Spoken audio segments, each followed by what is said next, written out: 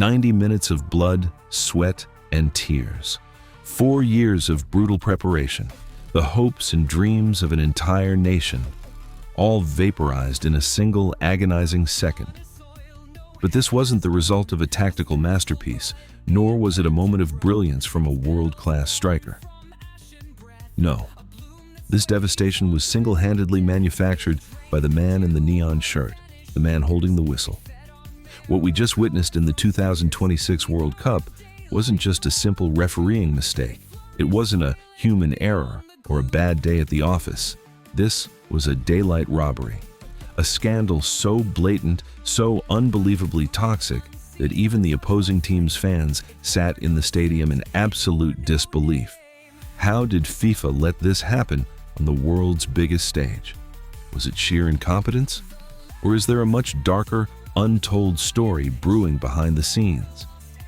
Today, we are stripping away the corporate PR and exposing the truth behind the file FIFA desperately wants to delete, the biggest referee scandal of the 2026 World Cup. Let's rewind the tape and set the stage. The tension in the stadium was thick enough to cut with a knife. On one side, you had the ultimate underdog, a team fighting with everything they had to write their names into the history books. On the other side, one of football's elite global superpowers. The game was beautiful, chaotic, and completely balanced. It was everything tournament football is supposed to be. Until we hit that fateful minute. It was a standard 50-50 challenge in the middle of the pitch. A routine battle for possession. There was no malicious intent, no flying elbows, no studs-up lungs. The defender went in, timed it, and made what looked like a textbook clean contact with the ball. But then, a sharp, piercing whistle echoed through the arena, completely paralyzing the stadium. The referee didn't even take a breath. He marched over, reached straight into his back pocket, and flashed a direct red card. The stadium erupted into a chorus of boos. The commentators went silent. Even the fouled player looked confused as he got back to his feet. But here is where the situation transforms from a bad call into an absolute criminal scandal: the video assistant referee. VAR. The technology that was promised to cure football of corruption and bring absolute justice to the game was instead used as a weapon to validate this footballing tragedy. The slow-motion replays from 3 identical, crystal-clear angles showed the exact same thing. Clean ball, 0 dangerous contact. It was an undeniable, flawless tackle. Yet, the referee refused to even walk over to the pitch-side monitor. He didn't want to check. He didn't want to be proven wrong. And this is where the sickening stench of FIFA's double standards begins to rise. Let's be completely honest with ourselves. If this exact same tackle was made by a multi-million-dollar global superstar playing for a wealthy, high-market European or South American giant, what happens? The referee gives a polite warning, smiles, and jogs away.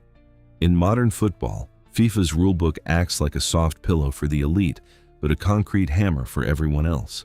Minutes after the final whistle, the internet completely melted down. Legendary ex-referees and top football pundits didn't mince their words, calling it an absolute disgrace to the sport. The robbed team's manager walked into the post-match press conference, visibly shaking, and uttered words that will likely cost him a massive fine, but spoke the absolute truth for millions of fans. This isn't football anymore. This is a scripted corporate business. But what was FIFA's grand response to the global outrage? The classic playbook: silence, deflection, and silencing the critics. They would rather sacrifice the entire sporting integrity of the 2026 World Cup than admit their heavily protected system failed on a catastrophic level. The match might be over, but the stain of this corrupt decision will burn in the history of this tournament forever.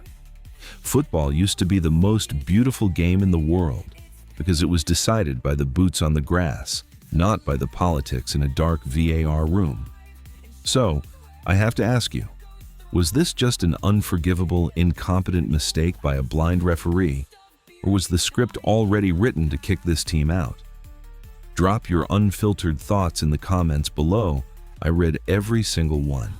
If you want the raw, unedited truth behind the football scandals that mainstream media is too terrified to talk about, hit that subscribe button and turn on the notification bell. Until next time, let's hope justice finds its way back to the pitch. Take care.